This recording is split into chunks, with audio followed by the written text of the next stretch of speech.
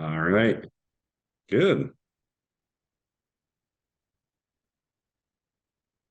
Steve, Cav. Hello. Hey guys, how's it What's going? up, buddy? How you doing? Good, man. Good. Enjoying some nice cool weather down here. Yeah, I'm with you. I'm an hour south of Orlando right now, and it's a little Oh, You're chilly up here. you're not too far. Where are you? Lake Wales. Okay. Yeah. Yeah, if you look up Lake Wales, that's where we're at. And actually today, Chris and I are gonna go up to the Stetson Mansion. Okay. Yeah, it's about an hour and a half north. They do a big Christmas display up there and all that. So we're gonna head up there today and check that out. Cool, man. So yeah, yeah. Now, Very cool. yeah, yeah. Now, Steve, you know Mike Perkins by chance? I think so, Mike. You're on the West Coast, right? No, I'm actually in Michigan.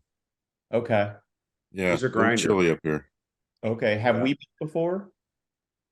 I don't think we've spoke, Steve. No. Oh, okay.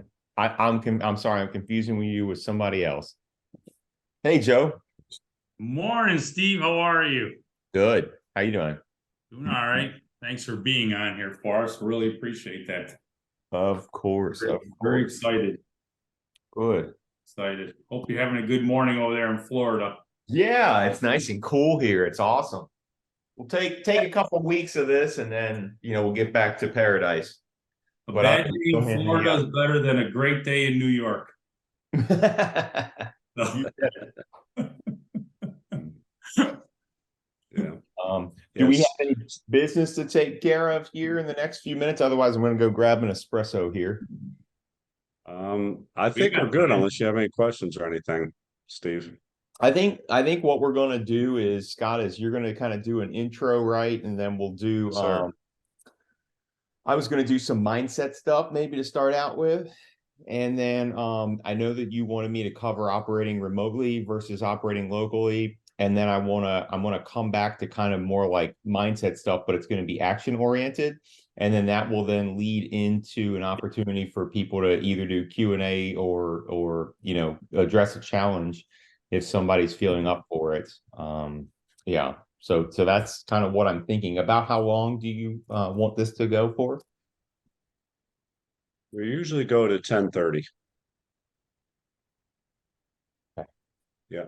And Right. sometimes like Joe and I'll hang on a little bit longer after 10:30, see if anybody has any last minute questions or anything like that. But we try to, kind of hold a hard stop at 10:30 for people who have allocated the time to be here and that have to go at 10:30. Okay, cool. Yeah. Yeah. All Cool. right, cool. Well, I'm going to step away for just a minute. I will be right back. Great. No Thanks, Steve. problem. Thanks for joining me. Yeah. So, Joe, you see we got Mike Perkins with us? Yeah, I saw that. Hey, Mike, Yeah. How's it going, He just Joe? finished. 16 Saturdays. 16 Saturdays to go. Yeah, no Uh-huh. worries, man. No worries. It's I was talking to Shane last night. It's probably the best thing they could have done for you. So now they've put you on the clock. Yep. So yeah. Absolutely. When I was getting ready to leave my job, I wanted out. They wanted to keep me. And Uh-huh. and my foreman, who liked me a lot, great guy, goes, Joe, I'm just trying to keep you. I want to give you some work. I go, no. I go, lay me off. I go, Right. I'm losing money every single time I'm coming into work now. And Yeah. I got to the point I was making prevailing wage, and I'm like, oh my God, it was driving me crazy. Yeah. Yeah. Every time you go in, you're gonna start losing money. Yeah. It's it's I think I had my suspicions that it was coming, nothing really concrete, but just some rumblings. And Mm-hmm. yeah, sure enough, I mean, everybody's gone, director, everybody. So it's complete shutdown. It's all right. You have opportunity. What's that, Joe? It's all right. You have opportunity. And Yeah. Scott Spear and Yeah. Shane. Oh, Yeah. you're Yeah. good.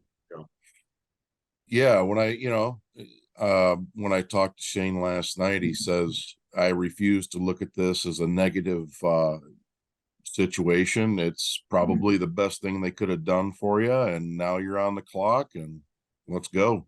So 16 Saturdays. 16 Saturdays. Yeah, as soon as he kept saying March, I go, no, it's only 16 Saturdays away.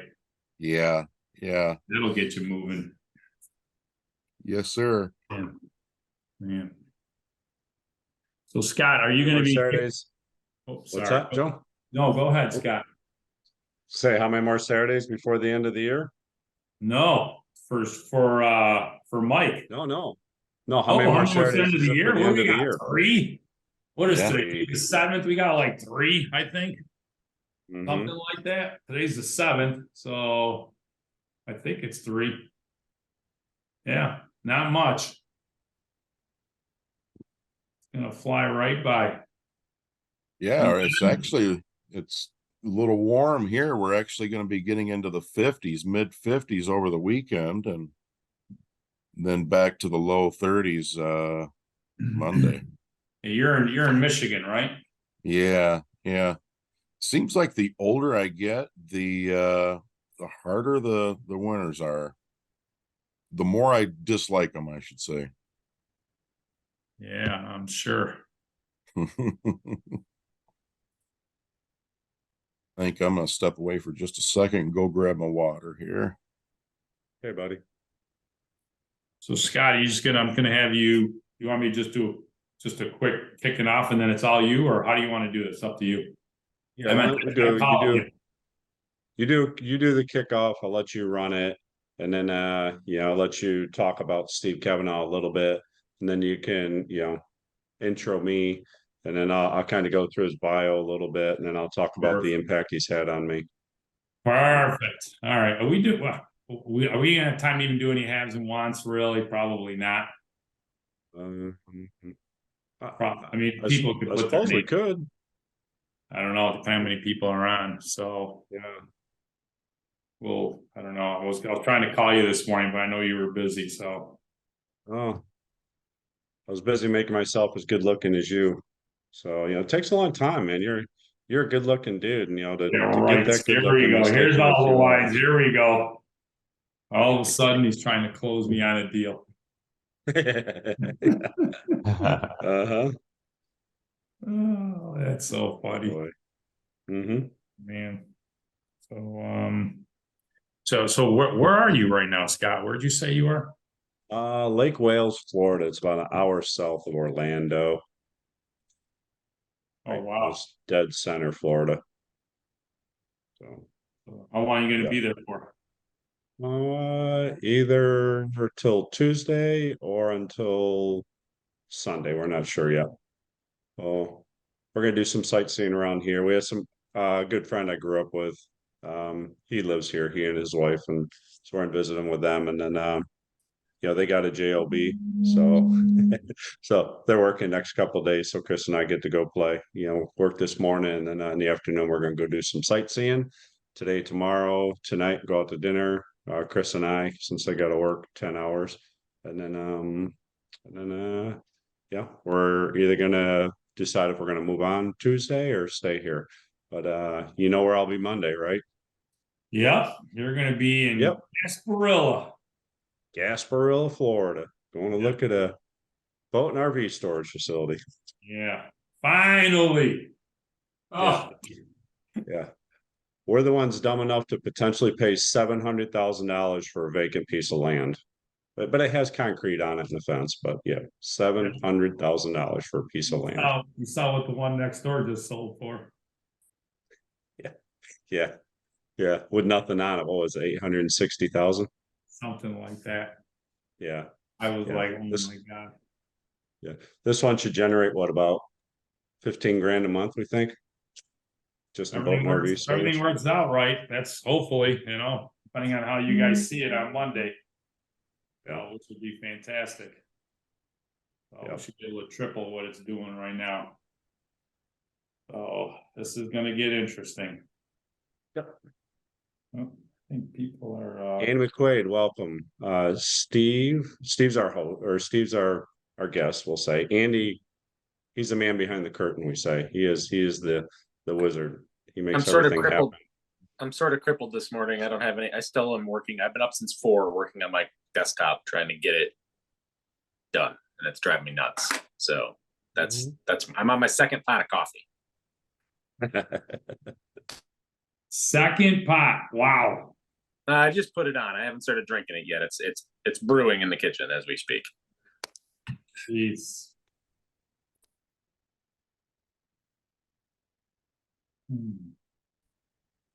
This is what I get. I start this project last week. Wanted to put all my computers up to Windows 11 because why not? And yeah. Sick Why kids, not? strep throat, doctor's visits, running around like a chicken with my head cut off, a couple fires to put out for people. You know, when it rains, it pours. It's a good time. Right. Yep. We all know that one.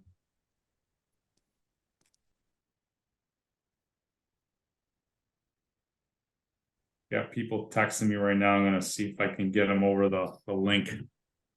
It's on the Facebook page too. If they go into the Facebook group, they can see it there. I put the link in the comments so they can just click it from there. If that makes it easier. Yeah, perfect. I'm just And texting them Joe, I got the Zoom link in the text message. I could send this over to you too. If you Oh want. no, yeah. Oh yeah. Oh yeah, actually I've got that. I think you sent that to me. Yeah. And gotta find it. Perfect. Thank you. Yep. Still amazed by cell phones, what they can do. We have Carl Weeks with us. He's not screened on. Carl, you there? The man, the myth. Okay. I call him the man over 6,000 plus properties, if not more. Yeah.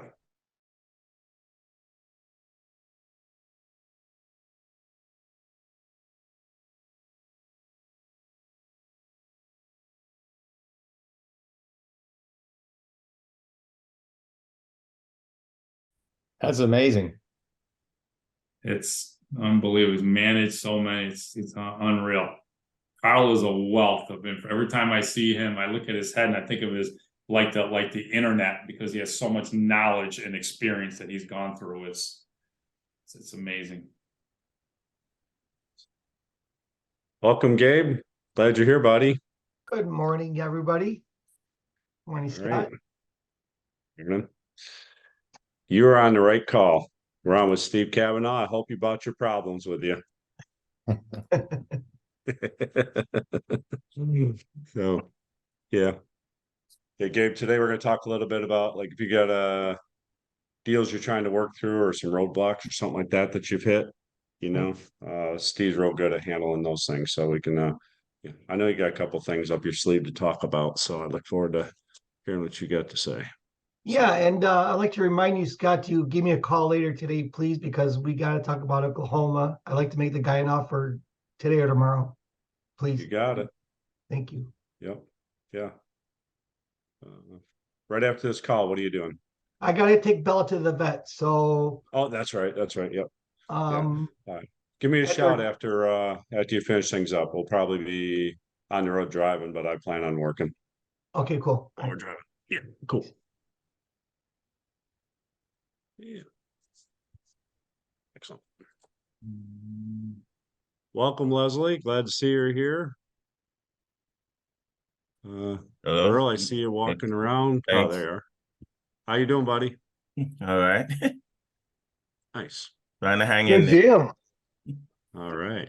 Good. Good. Earl is back in town. Earl, what is going on, sir? Hey, what's going on, good people? Had an Yeah. opportunity to jump on this call to be amongst you champions of real estate. See how much I can glean. Nice. I'm glad you're here, Earl. Cool. John, even though I can't see your smiling face, glad you're here. Courtney, glad you're here. Tracy, glad you're here too. So,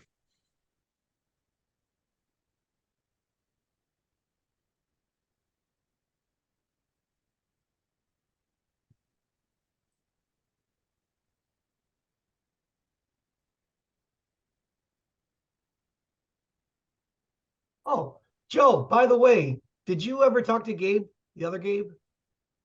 He was supposed to reach back out to me. I'll find out, or thank you for reminding me. Oh my God, I forgot all about that.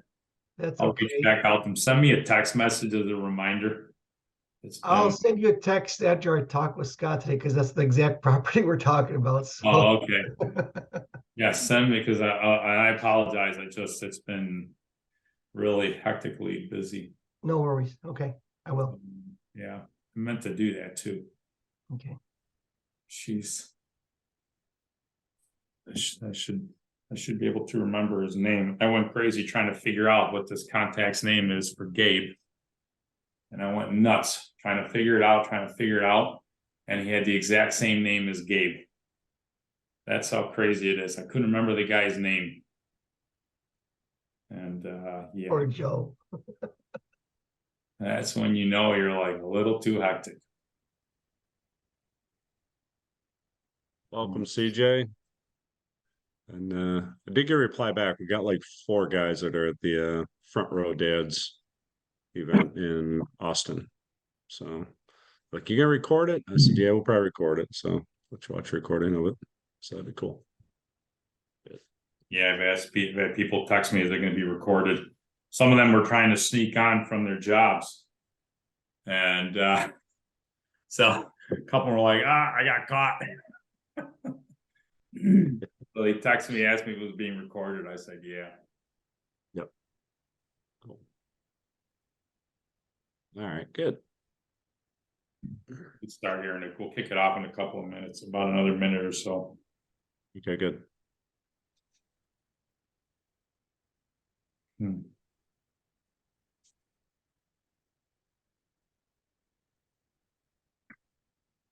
Hmm. Hmm. Hmm.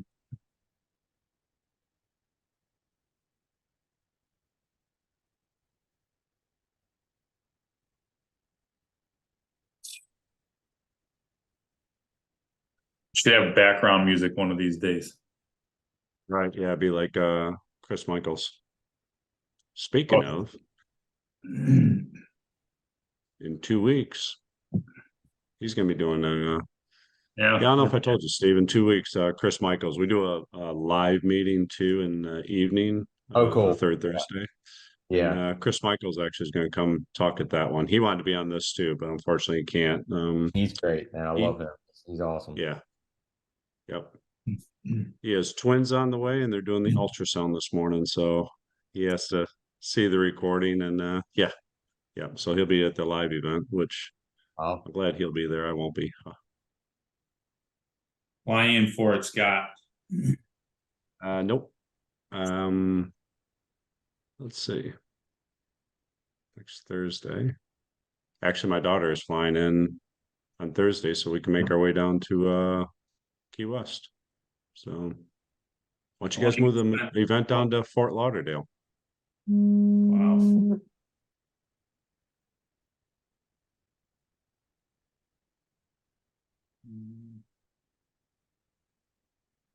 All right, I'm going to get this thing. We're going to kick this thing off. I know it might be a couple of people joining in over here. So at least I want to be respectful of everybody's time and especially Steve's time over here.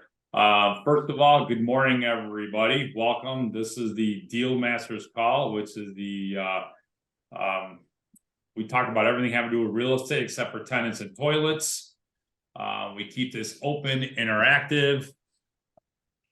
If you want to talk about tenants and toilets, there's going to be a whole separate meeting for that, which is going to be I think that's the 4th Thursday of the month, which is going to be at Ferrari's Pizza in East Rochester.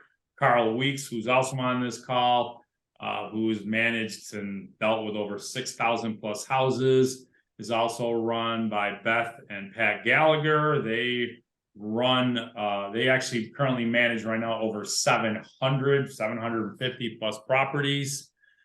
So if you want to know about tenants and toilets and you can go over until your heart's ever so content, that's the meeting to go to.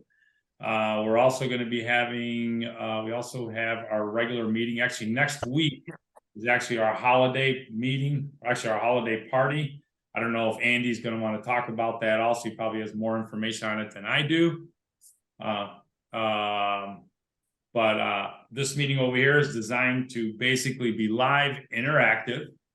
And if you want to know more about what's going on, go to the FREIA website, which is ffreia.com. That's FREIA.com, Freedom First Real Estate Investment Association. Okay, you can definitely check it out. Andy, before I get really kicked the whole thing off, is there anything that you need to go over, anything you need to talk about in regards to what's going on or next week's holiday party? The only thing is, obviously it's at Eagle Vale in the ballroom, like all the other meetings have been. There are going to be door prizes and stuff, but unlike prior years, you don't have to be a paid member to attend. However, if you want a door prize, you have to pre-register on the website or you get nothing. And that's the one major change. And it's going to be just networking and hanging out, and there's going to be a photographer and just all sorts of cool stuff going on. I don't think we're doing a DJ this year, but we'll have a real short meeting update on what we're doing for the group for 2024 and what the plans are. So I think Matt and maybe Becca are going to say something, and then that should be, I think, it. Everybody just goes and hangs out and has a good time. It's kind of more casual than in the past. It's not like, business jacket and tie type of thing. If you want to wear that, great. If you want to show up in jeans and a t-shirt, you can do that too. So okay, that's perfect. Are you keeping a count of people? Because I registered and there was nothing about a guest or anything about that. if you want to shoot a note to D and just register, that's fine. But the point is no prize unless you register. So we're treating it just like a normal general meeting, so everybody's welcome to come. But if you're not willing to give us your email, then you can't have any of our free stuff. That's right. Okay. Perfect. And by the way, the networking there is going to be absolutely phenomenal. That's the great thing about that meeting. I mean, sometimes it could be between 80 to 100 people there, depending on what, and who knows for the holiday party. Even at the holiday party, people are still doing business. And relaxing and having a great time also. Okay. This morning, what we're going to be doing is actually, because we have a special guest on, his name is Steve Cavanaugh. And a lot of you don't know Steve. You're going to really, I mean, as soon as I saw the guy, I knew that he just has this thing about him. And he is extremely, to say he's extremely well respected is an understatement. And more importantly, he is actually affected the lives of so many people. When this guy talks, people listen. And there's people on here whose lives have literally been changed by him. And he's very humble. He is the most humblest guy you'll ever meet in your life. And you just never know the kind of stature this gentleman holds. I've gotten to know him very recently. And actually, I'm going to have Scott go over more detail in regards to what is done for him. But Scott, because of this gentleman, has put himself in a situation where some of you know, some of you don't know. I mean, him and his wife traveling around the country, enjoying life, and what he calls it an RV, I call it a mansion on wheels, because it's actually nicer than some of the people's houses I've been in. It's just gorgeous. But this is the type of things that Steve has helped other people to do. Okay.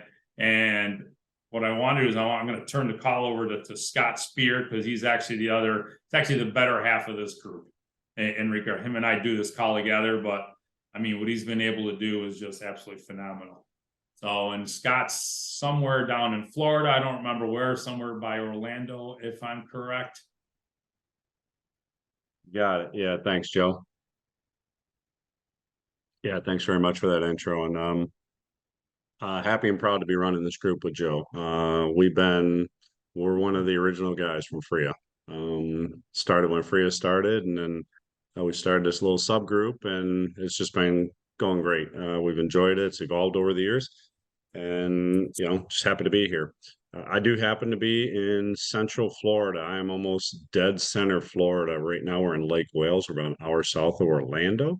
My wife and we got the RV set up out here. I happen to be sitting in a rec center at the campground we're at, and it's just having a great time traveling around. We are on our way down to Key West. How many people would like to spend Christmas and New Year's in Key West? You don't have to raise your hand because I already know. We are so looking forward to that. But I'm happy today that Steve's able to join us. Steve has been a coach of mine for over 3 years now. Steve's had a huge impact on my life. Things were going pretty good before I met Steve.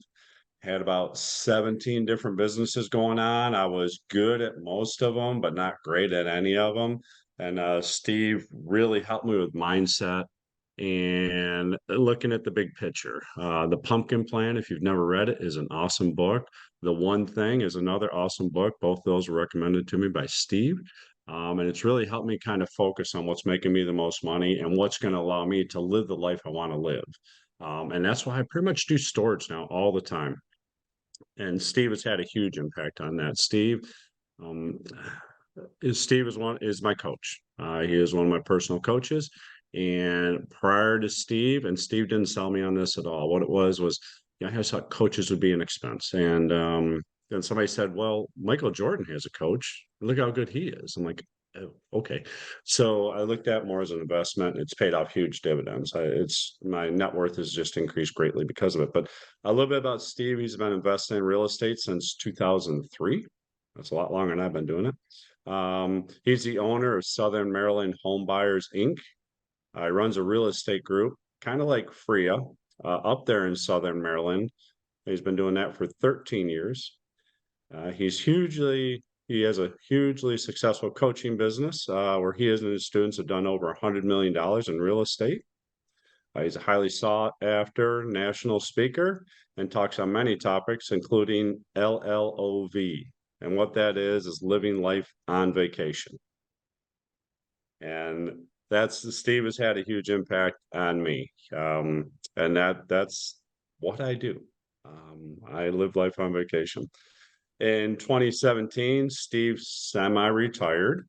I'm sure his wife might differ on that, but he says in his bio, he's semi-retired and he moved from Southern Maryland to Palm Beach, Florida.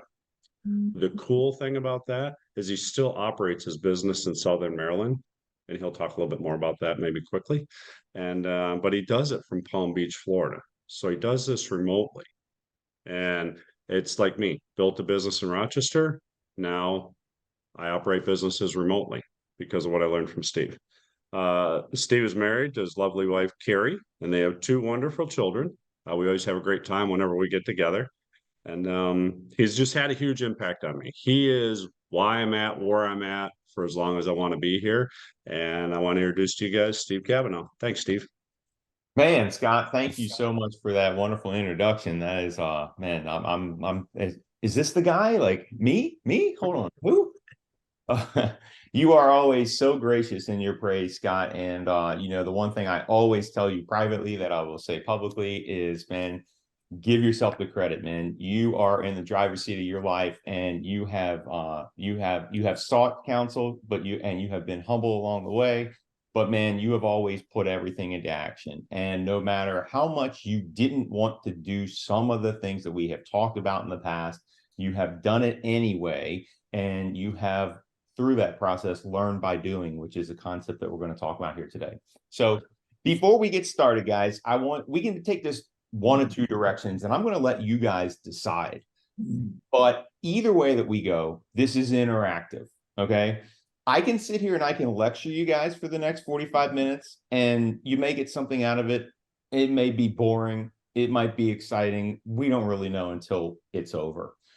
Or everybody can turn their cameras on. We can make this highly interactive. We can make this fun, and everybody's going to benefit from it. So what do you guys want to do? think we got some people on here. Here's what I'm going to do. Here's what I'm going to do. I'm going to threaten you. I will call you out if you don't turn your cameras on, and you will have to then volunteer. There we go. Now they're coming on. Nobody wants to get voluntold, but I'm telling you, if you don't speak up while I'm talking, you're going to get voluntold. I will call on you. Now, if you're driving and you have your camera off, okay, I kind of get it, but don't you dare turn your camera off if you're not driving or something like that, or if you're in the bathroom or taking a shower. Raise your hand if you've ever been on a Zoom in the shower and you've had to turn your camera off. Hey, Yvonne and Earl, thank you. My first honest guy of the day. I love it. This is great. All right, folks. Well, look, we're gonna cover a lot of different ground here today. And one of the reasons that I want this to be interactive is because I want to hear what you guys want to talk about. Scott kind of gave me some ideas of some things that he wanted to talk about. Joe did too. But we are going to kind of really turn this whole thing around on you guys. Now, I have coached for 15, 16 years now. And I started out coaching people in real estate investment where, they would come in, they would learn how to flip houses, and then we would split the profits on their first 3 deals. And I did that for 13 years, as Scott alluded to. I ended that in 2019, right before all the COVID disaster stuff. But it was a fantastic long run. And with those students under that program, we sold around $80 million worth of real estate. But it's all about how you show up as the student and the type of action that you put into place, just like I just praised Scott for that he has done so well. So let's talk about that. Let's open with this. So how do you show up for success? And we're going to get to what success is in a little bit. But first of all, you have to be present in life in order to be successful, right? That's why I want your cameras on, folks. I want your cameras on so that you are present, you are participating, you are willing to interject, you speak up early, you speak up often. We have this tendency when we're in a group, maybe it's a Zoom, maybe it's an actual meeting when you guys are in the room together, to where if you don't speak up early and you don't speak up often, you will then retract and you go into a cocoon. And the less you talk and the less you participate and the less you put something out there, then the more inclined you're going to be to retreat. We make money. Look at Scott. Look at how successful he is because he partners with so many people. He is willing to pick up the phone and call you guys. He is his door is always open. His phone is always on. He's always willing to call because he shows up and he's present and he's there to help you. So I want us to cultivate that environment here today. That's how this is going to be productive for all of us. Okay. Number 2, how you show up. You have to be willing to be vulnerable. People ask me sometimes, Steve, what is the secret to good leadership? The secret to good leadership is to lead with vulnerability. The fact of the matter is that every single day of our lives, we all have problems. Some of them are embarrassing problems that we don't want to share with one another. Some of them are things that we just don't want to talk about. So, we do other things to try to avoid these things. But the way that we deal with those problems, the way that we overcome these things in front of us is to put them out there and share with one another what our problems are. Guess what? We've all got those same problems, okay? So be vulnerable if you want to be successful. Along with that, be humble, be humble. Just recognize that everybody's dealing with some sort of problem that you don't know about. So it's okay, and the other thing about humility too, by the way, is it puts us in a situation where we diminish ourselves so that we can look up and we can receive knowledge. We can receive people pouring into us. That is the state that we perpetually want to be into. But the second that we feel like we know it all, we're no longer coachable. We can't be coached. We can't be taught. We can't learn anything. And therefore, we cannot grow. And therefore, we cannot become successful. Okay. So this puts you in the perfect mindset to learn. Finally, be honest. Be honest first and foremost with yourself, but be honest with others. In the business, in the marketplace, we have to be the people in our communities, in our investor clubs, in our RIAs, in our circle of friends that are honest with each other. Sometimes you have to be brutally honest with each other. I know I've said stuff to Scott and I said, Scott, I don't know how this is going to hit you. It's probably not going to be comfortable to hear this, but I'm going to say it to you anyway because I love you and you're my friend and I want to see you be successful. So here's what I see. And also, by the way, I'm willing to be wrong when I say that. Hey, Scott, I don't know if I'm right here, but this is what I feel that I need to say to you right now. So I want to be honest about that. But I want to be honest with myself when Scott says something like that to me, right? Hey, Steve, I don't know if I'm off here, but this is what I feel. I'm not making a judgment about you, but I just want to say, I need to check on your life in this area. Is that okay? Is everything going okay there? You know, be honest with yourself. Be honest with me, okay? So any questions on that before we go farther? I want to kind of take us in a completely different direction, but if we're all willing to show up in that way, then we're going to have a very productive conversation today. Is that fair? Any Yes. questions? You guys all know how to raise your virtual hand on here, right? Scott, do they do that regularly? Or do they just kind of call out? However you want to handle it is fine. You're muted, Scott. Okay. Yeah, you can either raise your virtual hand, raise your visual hand, or put something in chat. We'll watch it that way. So whatever you feel most comfortable doing it, but if you raise your hand, be ready to talk. And thanks, we got some more people joining us. Kim Kohler's on. Steve, now there's There she pressure. is. Uh-oh. There she is. So folks who are just joining us, if you do not come on camera, you will get called out.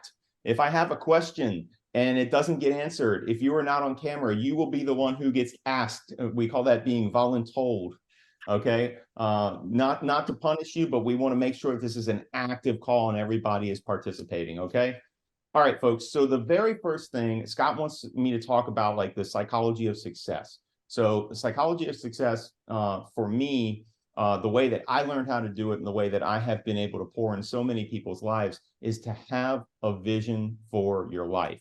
Now, many of you have been through some goal setting, and you probably set goals every year. Maybe some of you do it every month, or maybe even every week or every day. But this is not goal setting. This is completely different. This is having a vision for your life. This is the overarching document. It ends up being a written document that you have for your life. And the vision for your life is what you want your life to look like. What you want your life to look like. Here's the caveat, and it's very important. You cannot include money or possessions. Why? The reason is that you want to be living the vision that you have for your life, whether you have $100 million or whether you're living on a cardboard box in the street. Okay. So we will get to a business vision, but the only time that we even start to look at a business vision is when you have the vision for your life locked down 110%. So what are the categories that make up a vision for your life? I'm going to go through these one by one for you. They are in no particular order, by the way. You can order these however you want. This just happens to be how I have these ordered on my vision. Needs. What do you need? What do you need? Maybe for some of you, that's organic food. Maybe for some of you guys, that's to work out every single day. Maybe for some of you, that's the love of your life. You know, maybe for some of you, that's to cook breakfast for your kids every day. I don't know what it is, but for you, there's stuff that you need in your life. It's a necessity. Your life does not function on an ideal level without those things. And by the way, as you're doing this, and it takes some time to develop this first draft of your vision. This is a living and breathing document. And I don't want anybody to feel like this is something that they have to get right the first time, because what's that lead us to? Procrastination, right? That's going to lead us to procrastination. So the idea is for each of these categories that I'm giving you is to just put 2 or 3 bullet points down. It doesn't have to be a long narrative. You don't have to write poetry, although some do. Just simple bullet points to get you started. Okay, so needs, first category. Second category, faith, spiritual. What does that look like for you? What are the activities that you can plug into your calendar that would get you closer to your ideal life in a faith or spiritual realm? Number 3, family. What does that look like in the most ideal situation? Who do you want to be spending your time with? You know, what activities do you want to do? List your kids out. What things do you need to do to make in that ideal life? What things would you be doing with your kids? Personal gratification. You know, what's gratifying to you personally? Along with that, a close second is hobbies. What things do you do that's a hobby for you, that makes life worth living at that ideal level? Health. is the next category. I'll come back through and I can post these in the chat too, by the way. Health. So in your ideal life, when would you work out? What would you be doing? Maybe you don't work out at all. Maybe you walk every day after dinner for 45 minutes. Maybe that's what you do for health. Maybe it has to do with the diet or something along those lines. No regrets. So this is like your bucket list item here. No regrets. You know, Scott wanted to skydive. That was one of his no regret items. He did it. It took him a while, but he did it. Which is one more time skydiving than I've ever been. But that's it, right? So friends is the next category. Friends. So who do you want to be spending your time with that are friends? Maybe this is a few bullet points on what the avatar of the perfect friend looks like. If you don't have friends that you like now, maybe you're changing your circle of friends. You know, we become like the 5 people that we hang out with the most and all that stuff. Who do you want as friends? Maybe you have a friend from high school that you haven't seen in years and you want to, you know, rekindle that relationship or reach out to that person. Or maybe you have a best friend in your life that's, you know, somebody that you knew from childhood, haven't spent a lot of time with, and maybe you want to go, maybe you want to do like a guy's trip once a year, something along these lines, right? Charitable is the next category. Charitable. What charities do you wish to support in your ideal life? And finally, wants. What do you want? So this is kind of like the first one, needs, but this is more like a want. This is, you know, this can be a little more, this can be a little more possession, even though I said no money or possession related. You know, this is like where, hey, I want a Ferrari, you know, or whatever along those kind of lines, right? In my ideal life, I could see wanting this thing, right? So the recap on this, and I'll post this in the chat, is needs, faith/spiritual, family, personal gratification, hobbies, health, no regrets, friends, charitable, wants. So I list these all out on a piece of paper. I am going to encourage you to write this out on a piece of paper by hand with a pen or a pencil. There's a very special thing that happens psychologically between your brain and then the paper when you write something out by hand. Now, I have not had mine on paper for years. What I've done is I then put it into Evernote, or you guys can put it into whatever you want, a Word document or a Google document or whatever. But to start out with, when you're getting this down on paper and when you get that good, you know, first draft of it, just write it out. Just write it out. And even if you think you might want some things in some of these categories that you subsequently decide to not have on there, it would be better to have more than less to start out with. The idea is to then keep this with you and read it often. When I first started doing this almost 20 years ago, this is before cell phones in our pockets and whatnot, but you know, if you were sitting at the dentist's office waiting to go get your teeth cleaned or whatever, I would pull out my vision. I kept it in my wallet. I would open it up and I would read it. Some people keep it in their Bible in the morning. Some people keep it by their bedstand so that they can read it, their nightstand. They can read it in the morning and in the evening. However you are able to read it often when you're first starting this is really good. So that's the vision. I want to just pause there and see if anybody has any questions about any of the categories before I go on to the next exercise with regard to the vision.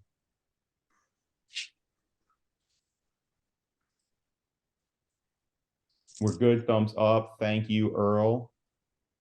Oh, we all good so far? Everybody's tracking. I'm getting a yes from Joe. Thank you. I have a question, Steve. Yes, question. Could you go over what personable would include personal, excuse me, would include again? Personal gratification. Oh, okay, personal gratification. Yes. Personal gratification. So, you know, for me, I always hesitate, by the way, to read people my vision items because I don't want my vision items to impact what you might put down. That's why I kind of gave abstract examples. But I will tell you, for me, you know, I play the guitar. So while that is kind of a hobby. To me, it's a little bit more serious than a hobby. I have played the guitar since I was in the 11th grade, and I toured for 10 years and all sorts of stuff. So for me, I'm really into guitar gear. So for me, like not only playing the guitar is gratifying, but also getting into the nuts and bolts of the electronics, and I enjoy also like flipping guitar gear. So I'll buy bargains, I'll fix up the guitars, I'll resell them. Same thing with guitar effects, things of that nature.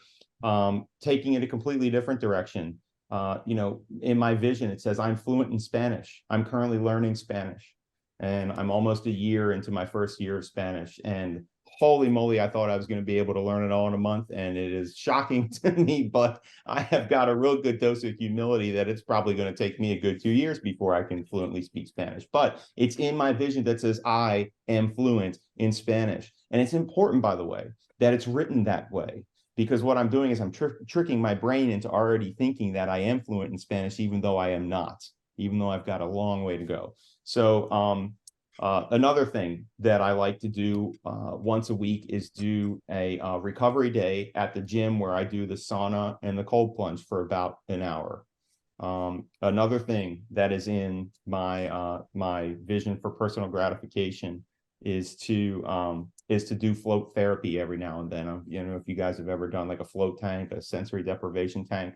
But I like to do that a couple of times a year, or once a quarter, or something along those lines, just to kind of reset the body, and again, to do kind of like a therapy day.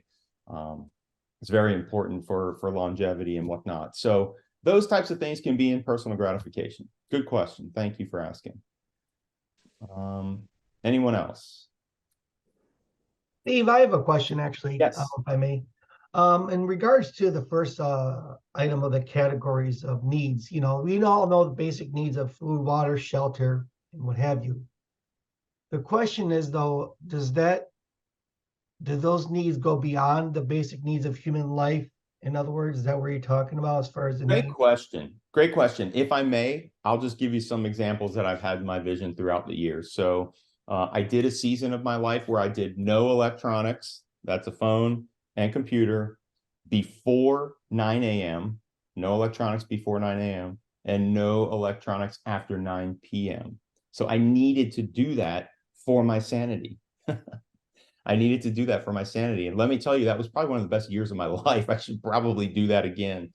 Going over some other items, I need to keep it simple. So KISS, keep it simple, Steve, is in there, so I need to do that for my sanity. Yet some people need to take a solo retreat once a year, get away from everybody, everything, and just go sit on a mountaintop for 24, 48 hours, something along those lines. One of the things I realized also is that, again, being caught up in the constant communications and all this stuff, no, I'm sure nobody on here can relate to any of that, is that I needed to make time to think. Make time to think. I actually wrote that in my vision. I need to make time to think. Well, make time to think is the actual quote from the vision, because I remembered thinking back, some of my best years were those where I had margin in my life and I could just think. We get caught in this thing where we're always sending out communication, then receiving it back, and we just simply aren't making that time to think. So that was a need for me. Yeah, so those types of things, are above and beyond your basic human needs. Gabe, thanks for asking. Any other questions on the vision before we move on? Well, thanks, Steve. I will speak up for Kim. Kim, actually, she lives in the United States, but she's in Germany now. And she travels to Germany like a lot. She loves it over there. She gets this Airbnb. It's really cool what she's doing over there. And I'm sure that was part of her vision. And Gabe, to answer your thing on needs, to me, that was like the hardest thing for me to write. I'm like, okay, what do I need? And my needs and my vision is, my needs are simple. In order to survive, I need food, water, clothing, and shelter. I'll always find a way to provide them for Chris and myself. I also need the love, support, and companionship of my wife and my family to continue to grow. I'm lucky to have them in my life. That's my basic need. I don't know if that helps anybody or not, but that's what my need is on my vision. And I see Marcy wrote something in the comments, Steve, if you could take a look at that there. Yep. Money facilitates some of these categories, also frees up time for other categories. No doubt. Here's the problem with thinking that way, though, and here's where I'm going with this. And this actually goes very well into the next section of this talk. Is what we are doing is we are creating the ideal life. We are then going to, now we're going to talk about how you are going to build a bridge to that ideal life in reverse. So we're always looking to build from the vision to today, not from today to the vision. Why is that? It is so common, and you may have already had this thought without actually thinking it, is, man, I'd really love to put XYZ in my vision. I'd really love to put this one item in my vision because that would be me living my ideal life. However, I can't do that because I don't have enough money right now. I can't do that because I have kids and that won't allow me to do that. I can't do that because I have a job. I can't do that because you name it. I live in the wrong state. I can't do that because of whatever. There's an excuse, however legitimate it might be, that comes into your mind and you say, I can't put that down. Well, what did you just do? You just basically took your ideal life and you pulled the rug from right underneath it. You didn't even try to get there. Something happens, I'm telling you, when you put this in the vision and then we build the bridge backwards from it. So how do we do that? I'm going to show you. So we've come up with the ideal vision. So now the next thing is to do what we call like a time blocking, a calendar exercise. So once you have that rough draft of your vision written out, the next step that you're going to do is you're going to go to Google and you just type in blank calendar template. There's one at wikicalendar.com. I'll post a link right here in the chat for it.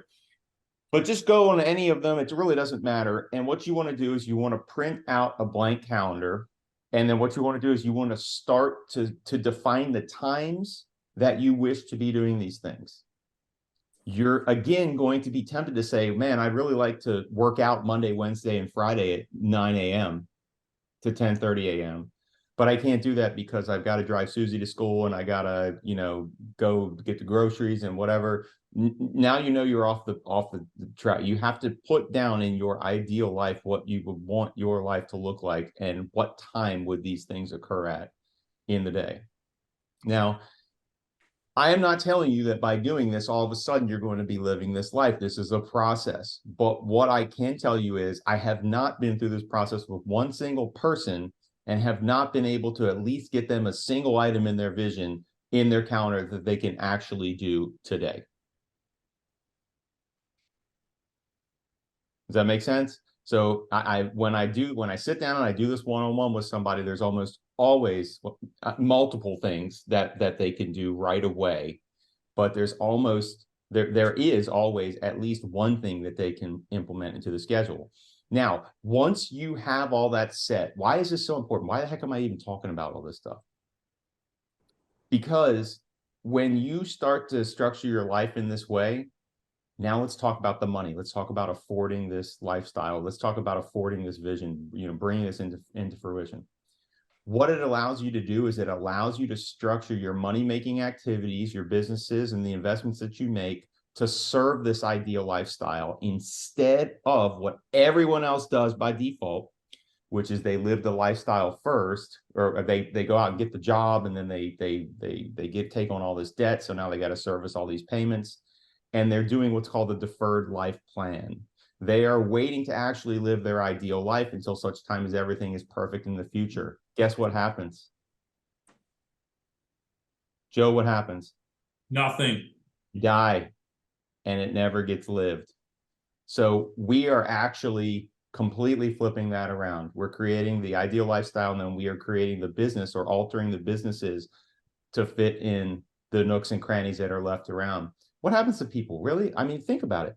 why do you think we have so many divorces and so many broken homes and so many broken marriages and so many broken relationships and so many lives that just don't really mean anything ultimately? It's because they get caught up kind of in that rat race, and they're trying to fit life in the nooks and crannies. And it just doesn't work that way. You can't live a fulfilling life that way, a happy life that way. So, I mean, this is why Scott's now on the road, because he went through the process of doing this. He took all the stuff that was holding him back from being able to live his RV lifestyle, which was his vision with his wife. He took all those things and he pruned some of them off, that, like he referred to the pumpkin plan. He pruned the little pumpkins that were never going to grow into the big one off the vine. He made the necessary sacrifices so that he could live that vision. And now he's doing it, and he's helping you guys do it as well, which is awesome. So any questions on that before we move on? I want to get off the vision stuff, but I just want to share that with you guys. That's a very, very, very important thing. It has, I wouldn't be living here in Southeast Florida, semi-retired I semi-retired at age 39, if it was not for this vision process. If it was not for this vision process, I would not be where I am today. I can guarantee you that.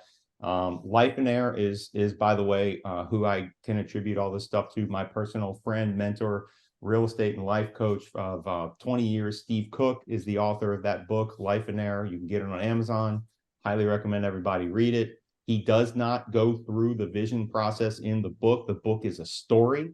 It is not factual, but he illustrates many of the concepts. If you want a deep dive into the whole vision thing, I make no money by telling you to go to lifeandair.com and check out their website and go to one of their 3-day events.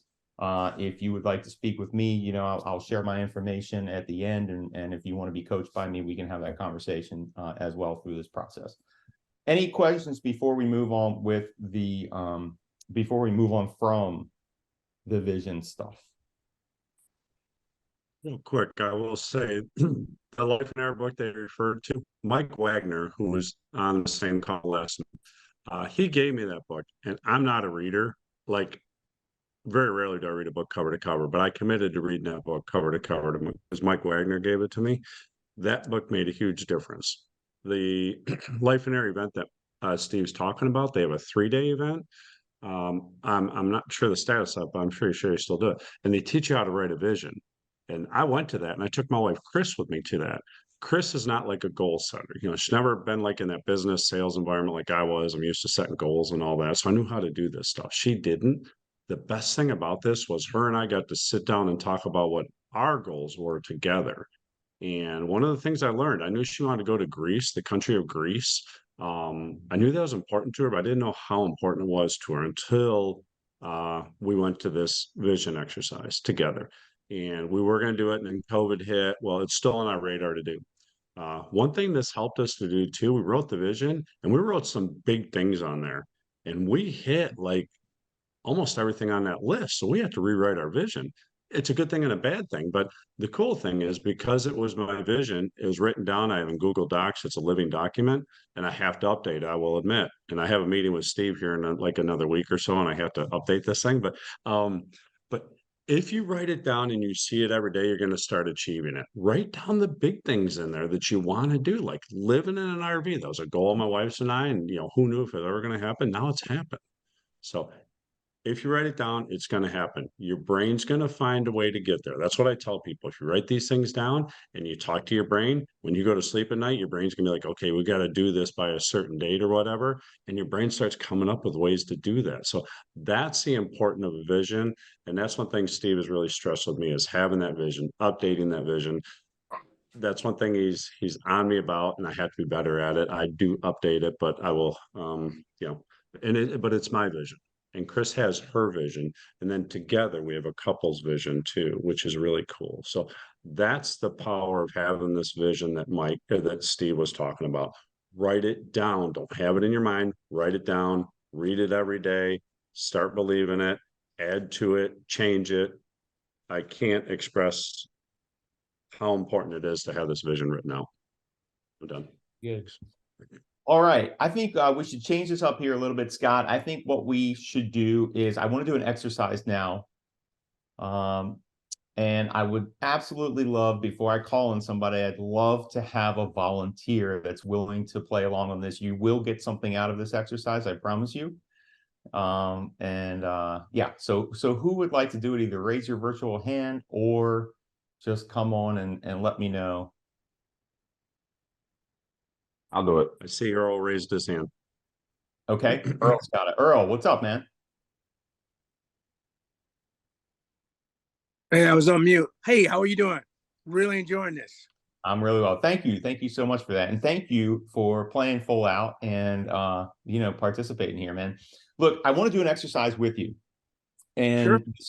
this is what I call the picture perfect question. So I'm going to kind of coach you through this, and hopefully others will hop on here and add their voices to this particular conversation as well. Here's what I'm going to do. All right, you pretend for a minute are an artist. You have any assortment. You have an unlimited and infinite assortment of paintbrushes available to you, of colors available to you. The palette is limitless. And I'm going to hand you a completely blank canvas. The canvas can be small. It could be the size of your office, the size of your house, the size of the world. It doesn't matter. You are the artist and you get to do whatever you want with this painting. I'm going to hand this canvas to you. And when I do, I want you to paint the most beautiful picture, but the picture that you're going to paint, I want you to close your eyes and just imagine the picture that you're going to paint is going to be a picture of your life 12 months from today, 12 months from now.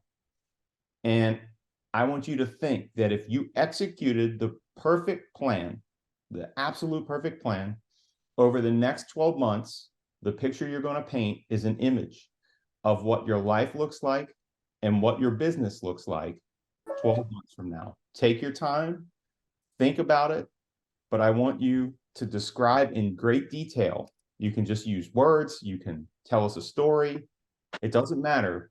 But take a minute, think about it, and tell us what that picture looks like that you've painted. What would you be doing? Who would you be with? What would that business and life, the picture perfect, the most picture perfect? So it's interesting because I do this activity fairly often, but I've never given myself just 12 months. So, okay. But I'm on a beach in our beach house, and I'm running our businesses off of my laptop and my cell phone, and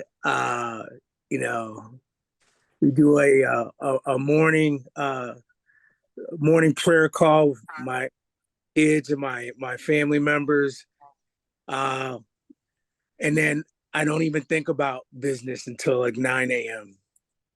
I'm making breakfast for the wife, and she's fully doing her crafts and all of her things that bring her joy. And I've not returned to the cold New York winters unless I'm in town visiting relatives. And I've been able to make a considerable donation to my faith community, to help them grow and keep going. But beyond what I've shared is just kind of just living. What was that term I heard Scott talk about? LL living. Live life on vacation. That's it. Life on vacation. I love that.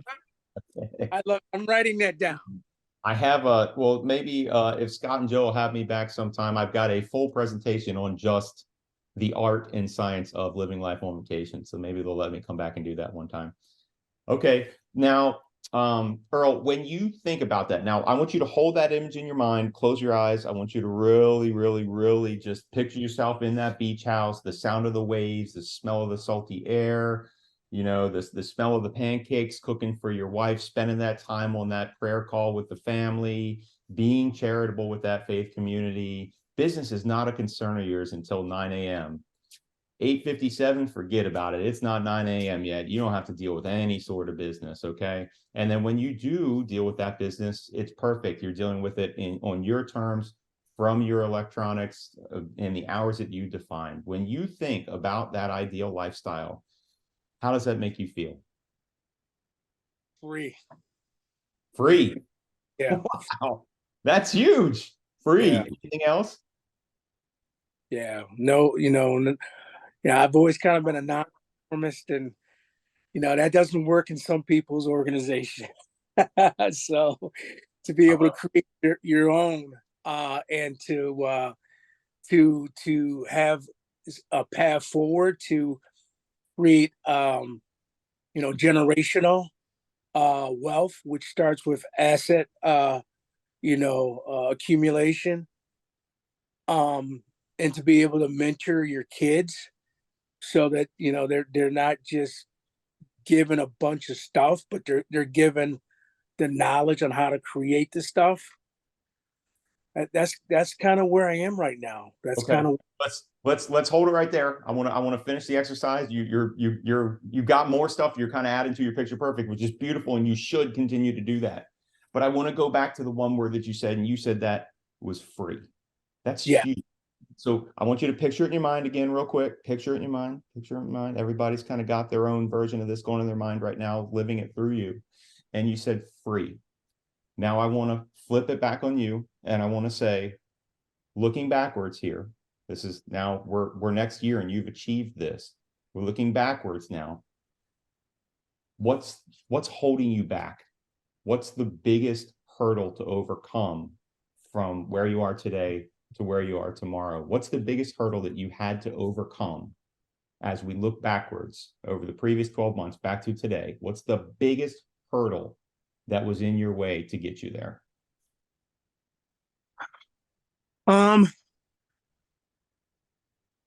I don't always believe I have the courage.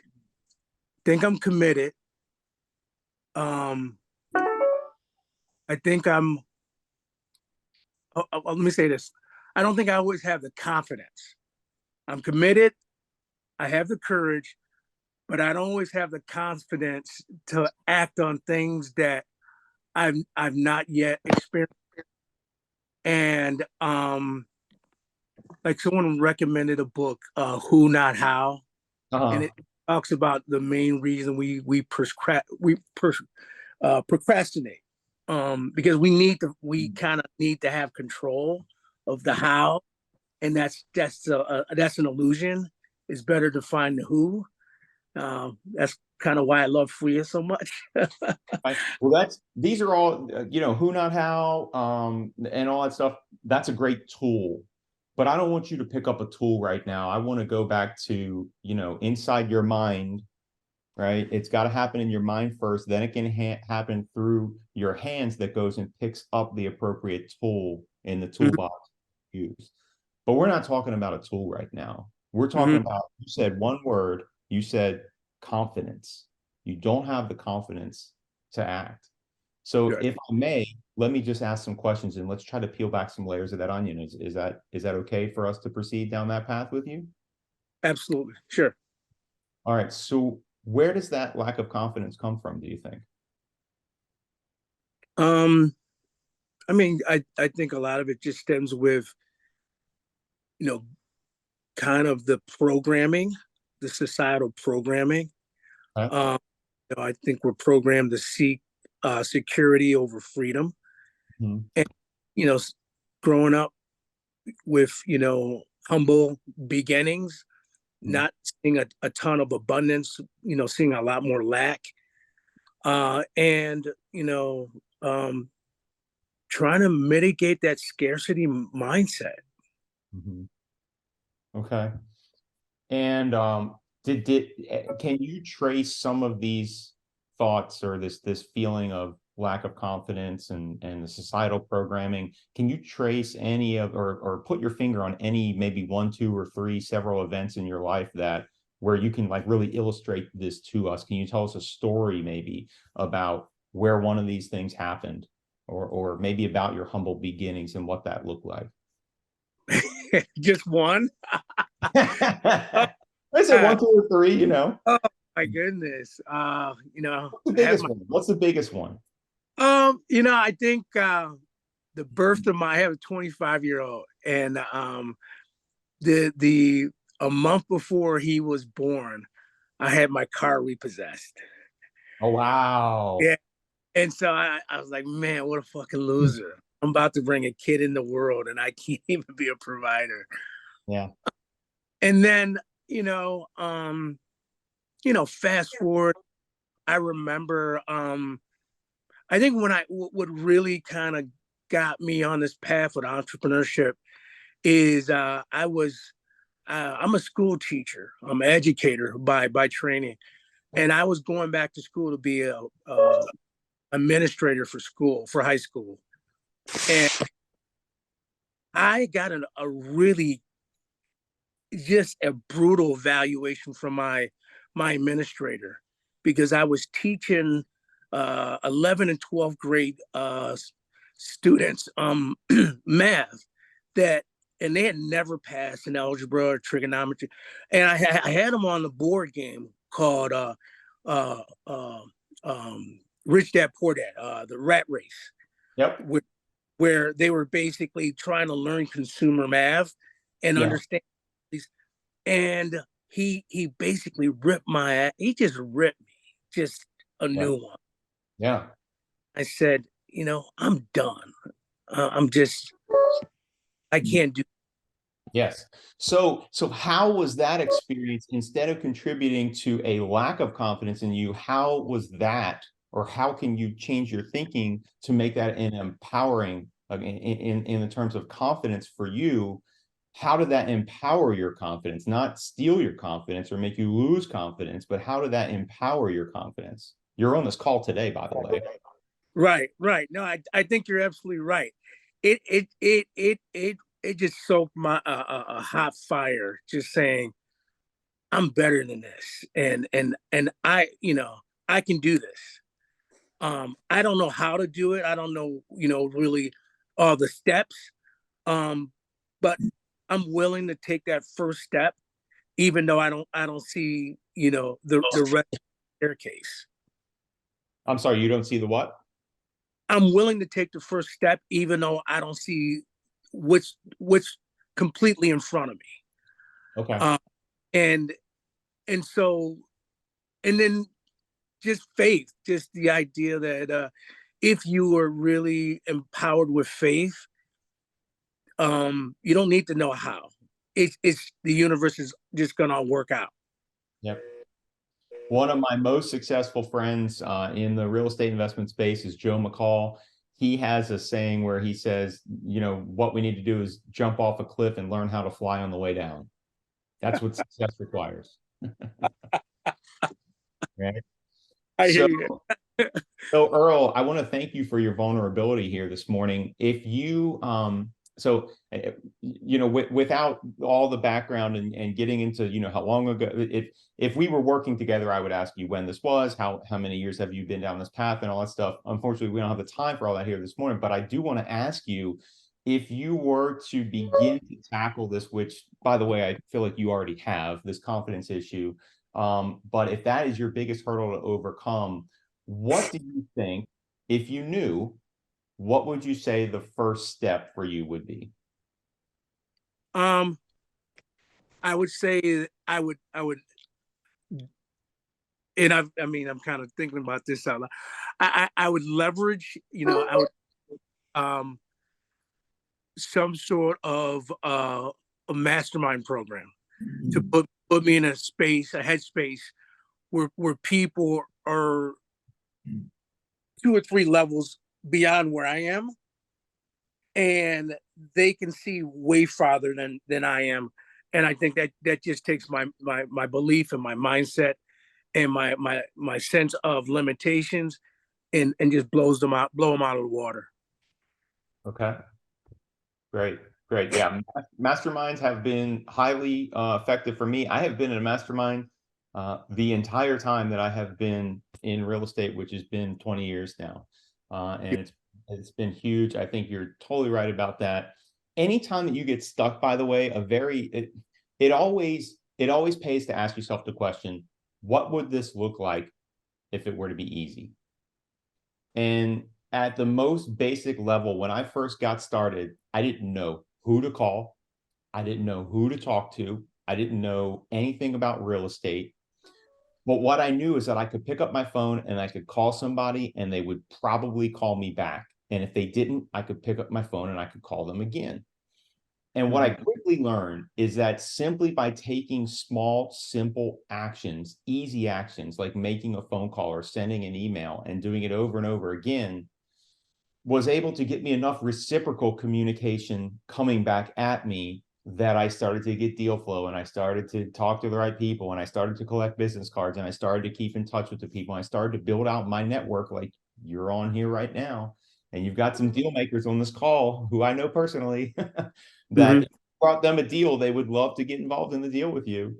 That will lead you on that path to success. So it's almost always about reducing. It's just like fractions. You know, you can always reduce these numbers all the way down. It's the same thing in life. You can always reduce the complex down to something very simple. And most often, the right answer and the right thing to do, just like I said, keep it simple, Steve, is just keeping it simple, taking those very small steps, you know, that will ultimately turn into the big goal, to the vision item, to allow you to live that vision that you have painted for us here this morning.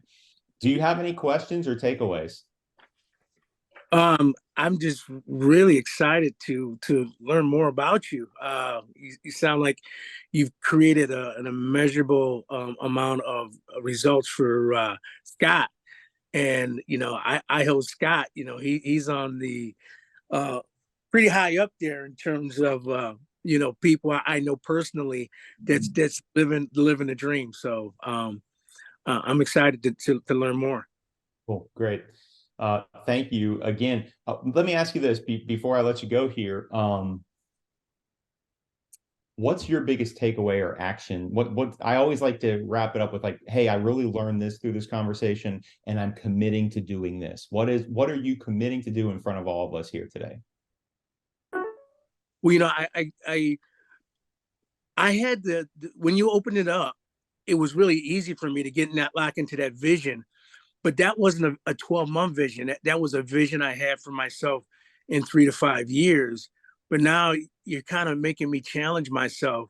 You know, can I condense time frames and really, instead of me, you know, playing that mind movie once a day, what would it be like if I played it 2 or 3 times a day, just to really lock it in?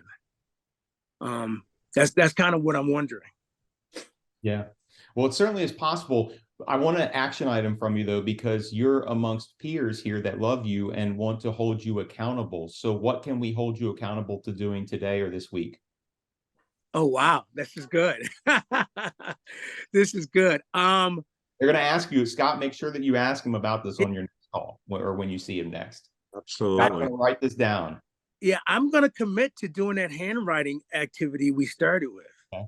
So writing a vision. You're going to commit to writing the first draft of your vision, and you're going to show it to Scott next time you see him on this Zoom. The Christmas, we'll see each other. All right, Joe and Scott, you guys got that, and everybody else is going to ask Earl when they see him to show him his vision. Hold me accountable, guys. Appreciate it. Next week, Earl. Next week, dude. All right. See you in person. All right, guys.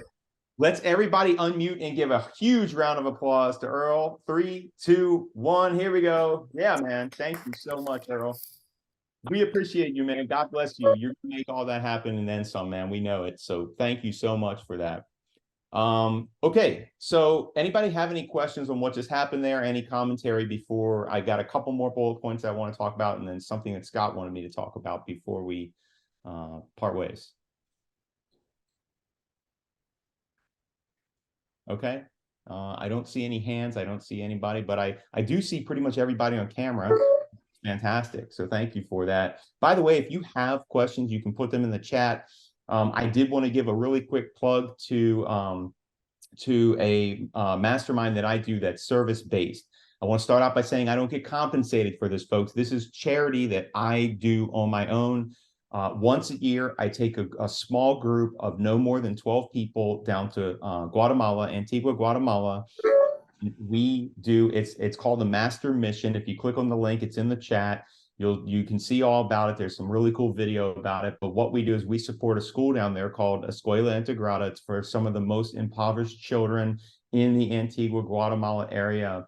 And it's fantastic. It's a fantastic experience, and it's a very fulfilling experience. And it's not anything of what you think it is. It is. We go down there, and I don't know. Raise your hand if you've ever been to Guatemala. It's a beautiful country, absolutely beautiful people, and a beautiful culture. It's nothing that you've heard of. It's completely safe. I have been 7 times now, and I've run this trip now 5 times.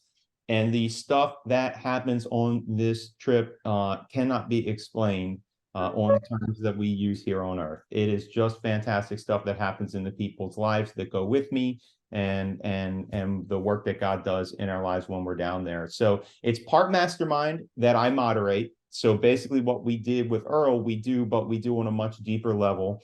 And the challenges that some people bring are pretty steep and highly personal. And we get into all that and then some. And it is just such a therapeutic, fantastic thing for us. We are rehabbing our lives. We're not rehabbing a piece of real estate. We're rehabbing our lives when we go down there together to serve alongside one another, but at the same time, building up each other's lives and businesses so that we come back home stronger fathers, mothers, business people for our families and our communities. And it's just a fantastic thing. We do serve the school when we're down there. We take food bags to some of the families, to some of the children. We go play with the children. We're there to serve when we're there. So if they need stuff moved around, we have done light work in some homes before, like install stoves and things of that nature. We don't build houses. You guys have probably heard about stuff like that before. We don't necessarily do that, but we are the hands and the feet that are there to serve when we're there. It's a fantastic opportunity. Again, I pay the same amount that you guys pay to go. I do it as charity. I do it to give back. I do not get paid to do that. It's not a sales pitch. There's nothing for sale. I'm not selling anything as a result of this trip. So I just want you guys to know that. It's always important for me to say that. We do stay together in a very large, like, mansion kind of Airbnb when we're there, in a gated community. It's very safe. It's very fun. The dining there is fantastic. We have great meals. We have a staff that comes into the house and turns over our beds and makes us breakfast every morning. And we have usually beautiful views of the active volcano that's off in the distance, which is really cool to see. And oh, by the way, I do these trips in February. The weather there is absolutely beautiful. It's like San Diego weather. There's no humidity. You're about 5,000 feet elevation, so you don't have bugs and all that stuff. And it's it's just 78 to 82 degrees every day. Absolutely beautiful. And then at night you have to wear a fleece or something like that. So that's my quick pitch for my charity that I do, mastermission.org, or I posted the direct link in the chat here. Sometimes my mastermission.org doesn't properly go over. If any of you are web people and can tell me why it doesn't automatically transfer that would be appreciated. Thank you. But in any event, moving on. Does anybody have anything on that, by the way, before we move on? If not, that's perfectly fine. I know we've got a limited amount of time and you guys are probably getting tired of hearing me talk. Thank you. Thumbs up. Good. Okay. Scott wanted me to talk about operating remotely and locally. But before we do that, I'm sorry, I missed one thing. Before we do that, I want to highlight something that just happened with Earl that you guys can all do in your own lives. There's a concept that I came up with, and it's nothing groundbreaking necessarily, but it's a great way to illustrate the challenges that we have in front of us and the things that we need to overcome in life in order to become successful. This concept is a conversation that I had all those 13 years when I was doing deal coaching, when I was about to sign up a new coaching student. And I would tell them this program, it employs a concept that we call learning by doing. So there's no formal classes, lessons, seminars, books, tapes, CDs, audios, downloads. Like, if you want any of that stuff, go onto YouTube. You can learn anything about real estate investment that you ever, more than you ever wanted to learn. And you can learn every single side of it. And you can overturn every single rock on YouTube and learn about all that stuff. Okay. All the information is out there. Okay. If it was only ever about information, then all librarians would be multimillionaires. So it's not about information. It's about the action that you take. That's why I pressed Earl so hard for an action item there. I wanted him to commit to doing something. And so what we're doing is we're always in this process of by doing. So picture yourself for a second. You're looking straight down a track. You are a track star and you are a hurdler. And all there are in front of you are hurdles. And so what do we need to do? We need to learn the necessary information to be able to identify what that first hurdle in front of us is, to learn how to jump over it. Maybe it's a connection. Maybe you need to call Scott and pick his brain about something. Maybe it's something that you need to pick up a book and read about it in order to do it. Maybe it's a realtor you need to call. Maybe it's a seller you need to talk to. Maybe it's a marketing campaign you need to do. Maybe it's a lender you need to talk to. What is that first hurdle that's really stopping you? So the first thing is getting clear, what's my vision? What would be that hurdle that's preventing me from getting to that vision? And then hopping over that through the act of doing something to hop over that first hurdle. Now, we've got a solution that we figured out. We took action. We overcame that first hurdle. But now all of a sudden we've got another problem. There's another hurdle in front of us on the other side. So now we have to start that whole process all over again and jump over that next hurdle in front of us. But remember, I think many of us, especially us men, we're very quick to come up with a solution to fix the problem of not being able to hop over the hurdle. I think for many of us, it's identifying exactly what that hurdle is. And many of us can't see what that hurdle, we feel, we can sense that hurdle exists, but we're not clear on exactly what it is. That's why the vision is so important. That's why having a coach is so important. That's why being vulnerable inside of a group like this or a mastermind is so important, because oftentimes you're in the forest and you can't see the fact that you're surrounded by a bunch of trees. And that's what is so great about this, because you can put stuff out there. You can almost kind of like Earl did. He said, hey, I'm just going to talk off the top of my head. I'm going to talk out loud here. We want to foster these psychologically safe environments where people can say whatever comes out of their mouth. And then we can repeat it back to them through questioning, through loving, caring questioning, so that they have a mirror that they're looking at and they can see their face sometimes for the first time. And that's what this hurdle is that I need to overcome. And then we need to empower those people to jump over those hurdles. And that is, once we get down, say 10 of these, we turn around and we look and we say, I'm successful because look at where I started. And I overcame all these hurdles all along the way, right? The thing about life is we're always going to have another hurdle in front of us, no matter how successful we become. But we gain that confidence, Earl. We gain that confidence by overcoming these hurdles one at a time. Okay? So that's learning by doing. And just to close that thought, I have people, especially beginners in real estate, ask me all the time. When I ran the RIA in Southern Maryland, I grew the membership there to 1,500 members. It was the only RIA that existed in Southern Maryland, and I ran that again for once a month for 13 years. It was an awesome, awesome experience and great to be able to do that. But people will come up to me at the end of the meetings and say, Steve, can you just tell me what the secret to real estate investing is? And so I came up with a really funny thing where I'd be like, okay, now people pay me all this money for coaching, and they pay me all this money to attend my boot camps, and they pay me all this money to learn how to do it. But I'm here today and I'm going to tell you for free right now what the secret to real estate investing is. You want to know what it is? Raise your hand on this call. If you want to know what it is, raise your hand, raise your hand, raise your hand, raise your hand, raise your hand. Okay, everybody's hand should be up. And now what I want is somebody to guess what it is. Take an action. What is it? Connection. Networking. Connection. That's a good Taking one. action. Take action. I heard that. Very Relationships. Very close. You're burning up. Relationships. Okay, that's a good one. Anything else? Persistence. Who said that? Earl, my man. Earl said it, persistence. The secret to success in real estate investing is persistence. If you're willing to be persistent, you will win. You will do whatever deal that you can think of in your mind. You will do all the deals that you can think of in your mind. You will be the best real estate investor in your town. If you are willing to be persistent, if that's your goal and that's what you want to do, you will do it. Only through persistence, only through persistence. Those of you who market to a list one time and then don't do it again for 12 months, you're not persistent. Those of you who don't have a consistent marketing schedule, you're not persistent. You know, those of you who only talk to a seller one time and you do not follow up with them, you're not persistent. So you can expect subpar results. But if you want the result that you have the ideal in your mind to achieve, you must be persistent. You must be persistent. Persistence guarantees success. Okay. Nobody's here to get rich quick, but we are all here to get rich sure. That comes through persistence. Okay. Any questions?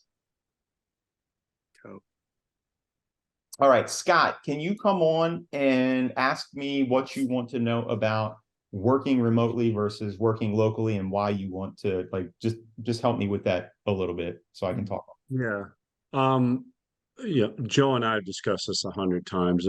In our opinion, I grew a good real estate business in Rochester, New York. In our opinions, and Joe has some facts to back this up, Rochester is the best market to grow a real estate business in the world. You guys live there, you don't realize it, okay? I travel all over the country. There's no other place you can buy houses for what you're buying them for in Rochester and rent them out for what you're renting for. Your return on investment's huge there. The upside numbers are great. Yeah, some of the community's a little sketchy, but you know, hey, that goes with the business. But Joe, I'd like for you to give a couple facts to talk about what a great market Rochester is. Honestly, it is the best market. If you can't make money in Rochester, you can't make money anywhere. I listen to people, they talk about like, well, okay, yeah, I live in Rochester, but I'm going to grow a business in Atlanta, Georgia. Why are you going to do that? Well, Atlanta is a better hotbed market. No, it's not. Rochester is persistent, consistent. Okay. So it's okay to grow a market in your backyard and learn in your backyard. It's a lot cheaper to do it that way. And you're building contacts. If you don't go to the holiday party next week, if you're in Rochester, New York, and you do not go to the holiday party next week, you better have a good reason. Like Joe Laubert says, you better be at a funeral and it better be your funeral. The holiday party is the best networking event in all of Rochester, period. But okay, so I'll get off my soapbox for a minute. So Joe, I'd like for you Sounds to like get Scott's coming back to Rochester. yeah, no, I'm not moving back to Rochester. It snows too much up there, and I can operate remotely. The reason I can operate remotely is because I have a network in Rochester. But anyways, Joe, I'd like for you to get the facts that we talked about yesterday, and then Steve, I'd like you to talk about the fact of how you built your business in Southern Maryland.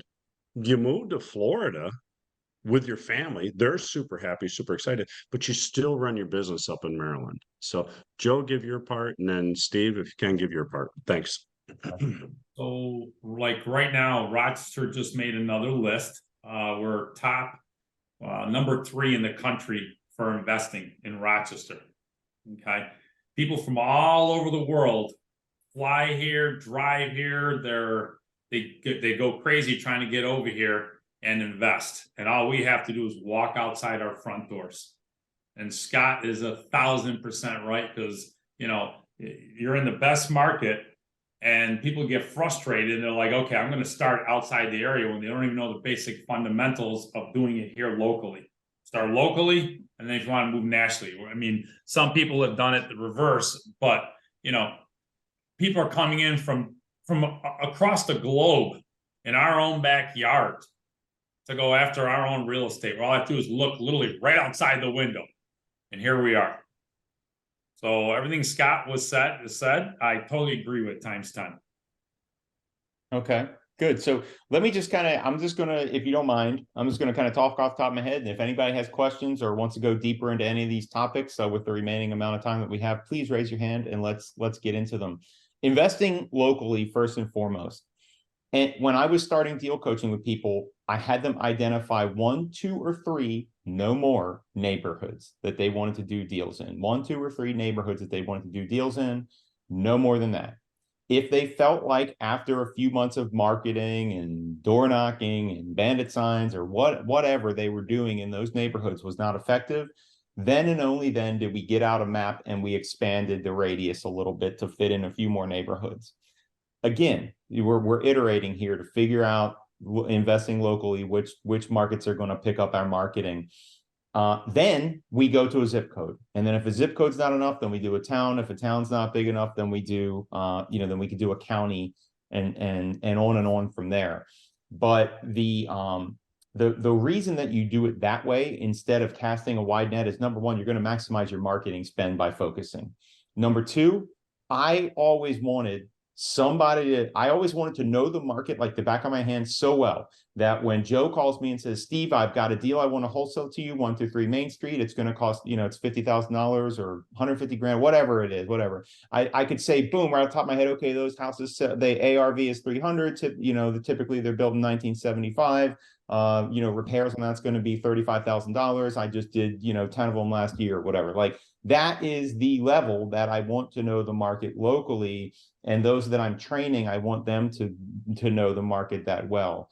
If you don't know your market that well, then you don't know the market that well. You need to get MLS access somehow. You need to be driving those neighborhoods. You need to be talking to the investors that are buying in those neighborhoods through the RIA. You need to be stopping and knocking on doors where construction's happening, getting contractors business cards, getting their numbers, writing down the phone numbers off the truck. You need to know, go see, are they pulling permits or not? Learn who the permitting authorities are, get to know them, what they like, so that you can sweet talk them when they're out at your houses doing permit stuff, all that stuff. Like, you need to know all of those factors of the market intimately.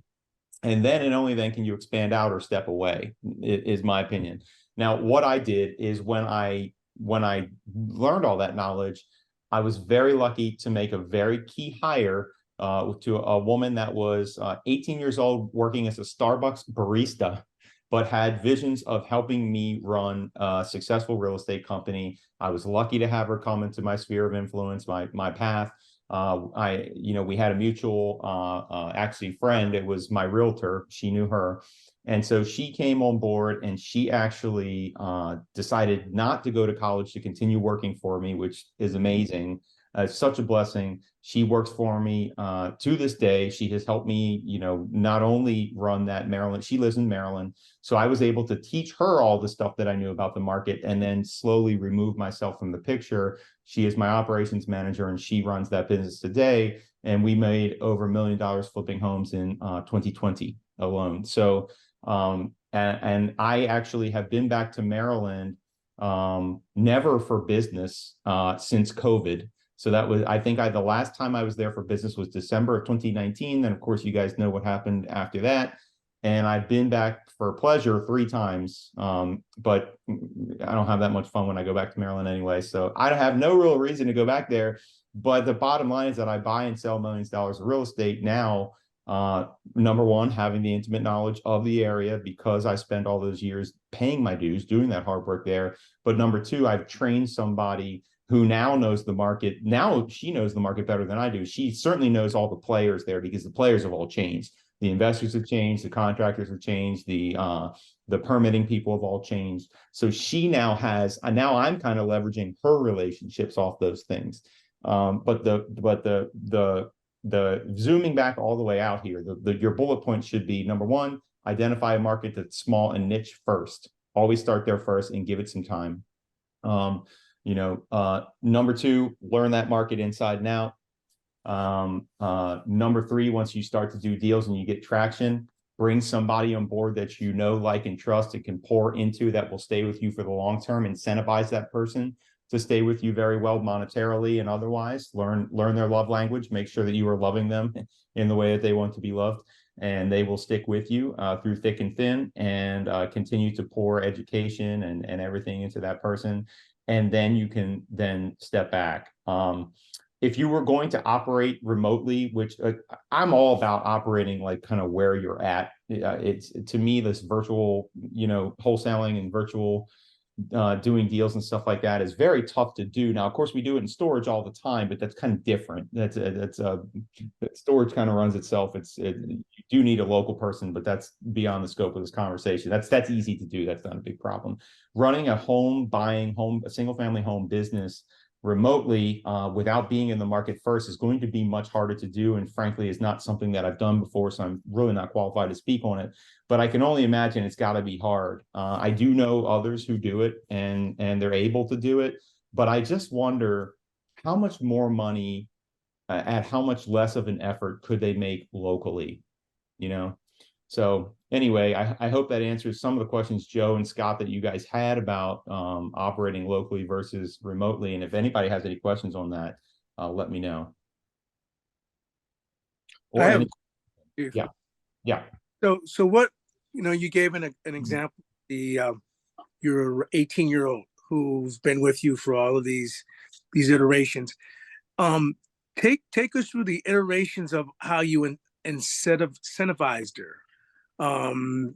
Clearly, as her competency grew, it made more sense to try to keep her happy. But how did that start? What, tell me how that looked. So I'm going to shotgun some stuff at you here because it's no one thing. But one of the things that I think is very, very impactful for any employees that you guys have is to sit down with them at the end of every year and make 2 lists with them. And I like to do this in person or just, sit one-on-one and say, hey, okay, give me a list of all the things this year that you liked to do, that was fun to do, now, and then I draw a line down the middle of the paper and I make a list of all these things. And then on the other side, I say, give me a list of all the things that you absolutely hated to do and never want to do again. And my goal over the next year is to give her more of the stuff that she wants to do and take the stuff off of her plate, whether that's with virtual assistant, can you outsource or eliminate these things that she didn't want to do in some other way. So that's number one, so, and notice I didn't say pay more money or anything like that. Now, some people are strictly money motivated and they'll do stuff. They don't care or whatever. I don't know if that's totally true. I think everybody has stuff that they're good at and that they want to do, and stuff that they don't want to do. But the other thing that I realized about her very early on is she's not necessarily money motivated. I love working with people that aren't necessarily money motivated, but the way that what motivates her the most is service. She's very service oriented. So she would be very good, for example, with like our elderly home sellers. She would, she can go over to the house, she can kind of care for them and love them and help them do things that maybe would go above and beyond with other home buying companies.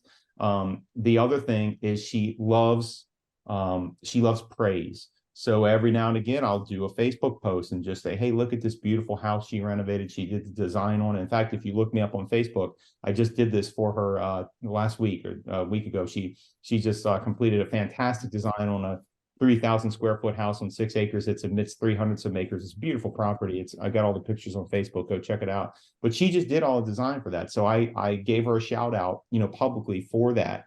But that is learning that love language that she feels loved, she feels appreciated when you appreciate her in that way. And that is key to making your employees feel appreciated and to want to stay with you long term. Now, above and beyond that, there are perks. I pay her mileage. So she drives 8,000 miles a year for me or something like that. So I give her mileage for that. I pay into her 401k. I help her with any investment decisions that she wants to make. We have spiritual discussions often. She's a fellow Christian believer, and I'll sometimes her and her husband will come and spend a weekend at my condo on Palm Beach Island here. So, there's perks that she's not necessarily going to get with other employers. So there's all that. Thank you. I see that Marcy had a question for you, Steve. Marcy, do you want to unmute and explain your question? No, can't hear you, Marcy. I know you unmuted.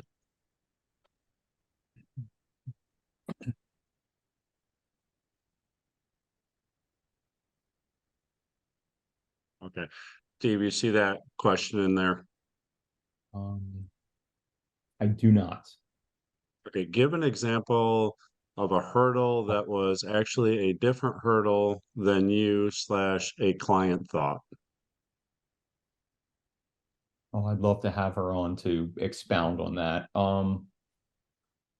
give an example of a We see your lips moving, Marcy, but we can't hear you for some reason. I know you're unmuted. And this happens once in a while on Zoom. Sometimes people have to log off and come back on. I'm not sure why, but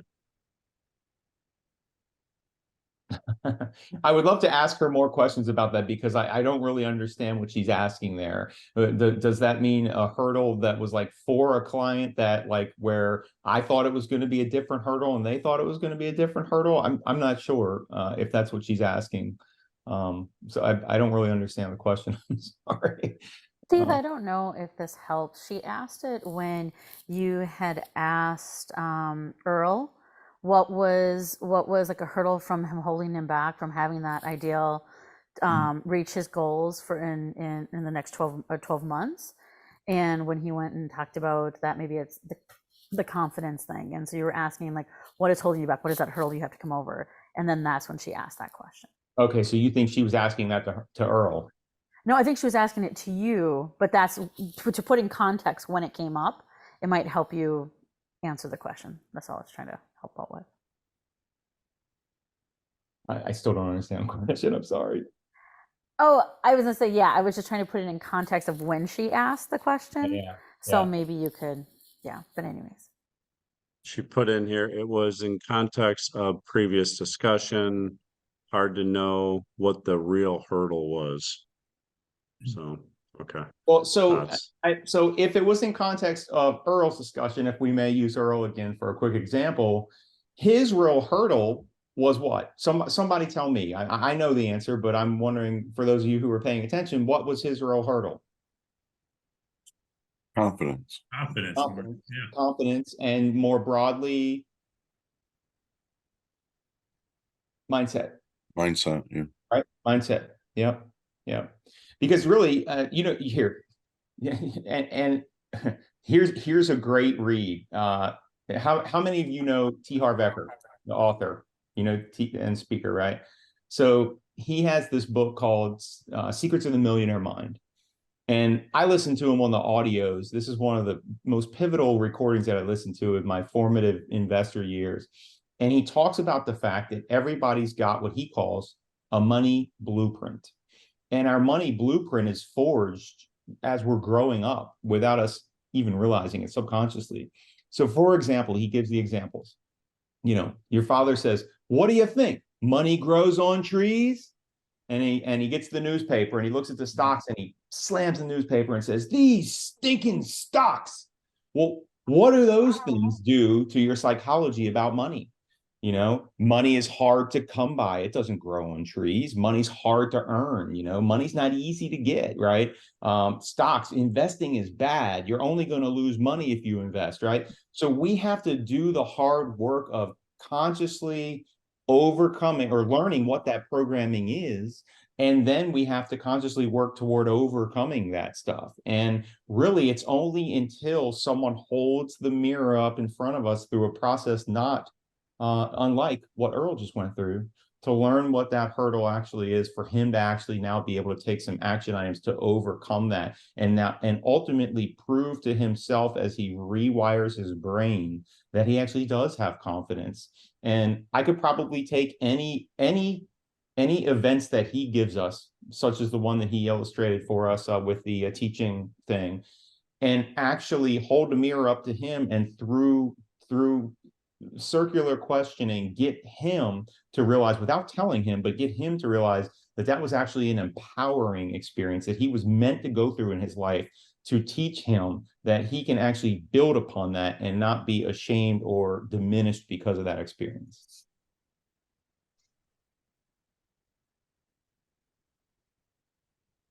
Cool. All right. Out of respect to everybody's time and especially Steve's, we end these at 10:30. Joe and I can hang out for a little bit longer. Steve, you're more than welcome and love it if you could hang out for a few more minutes. But we end these at 10:30.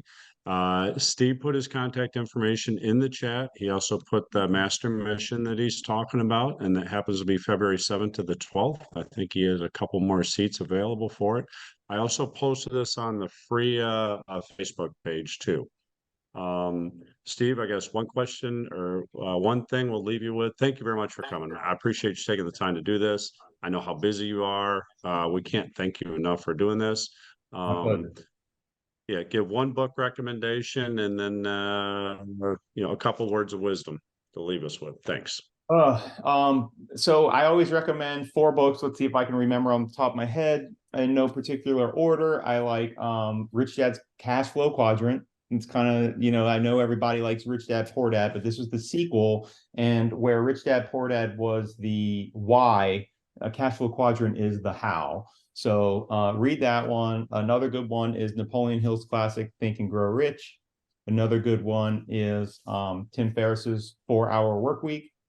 And finally, Norman Vincent Peale's The Power of Positive Thinking. Those 4 books were very pivotal for me early on. Marcy, thank you. Thank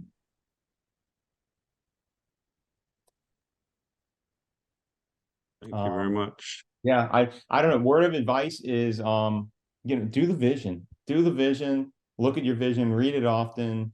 If you do that, you won't fail, and remember, success is not, even though we're investors here, it's not monetary. Monetary success only comes after the rest of your life is in alignment. It's impossible for you to grow muscle on bone that is not properly aligned. And so it is with success. Your life should be, you're always going to have hurdles. You're always going to have challenges, and we've all got problems that we're dealing with every single day. But once we can kind of get a grip on that and begin to understand what these things are, then we can strategically overcome them together with the shared resources that we all have. So, anything, I was in the British Virgin Islands one year with my family. We rented a really beautiful mountaintop place, and I was speaking with this beautiful woman that owned this property, and she was so nice to me. And I said, this is an amazing property that you have here. I said, one day I'm going to own one here. And she told me, she said, anything is possible in this life. And I love that. And I, to this day, have said anything is possible in this life. So you guys, anything is possible in your lives. You only have to paint that picture and then work backwards from it. If you don't start that process today, you probably won't start it. So get out your paintbrushes, get out your canvas. I'm handing it over to you guys.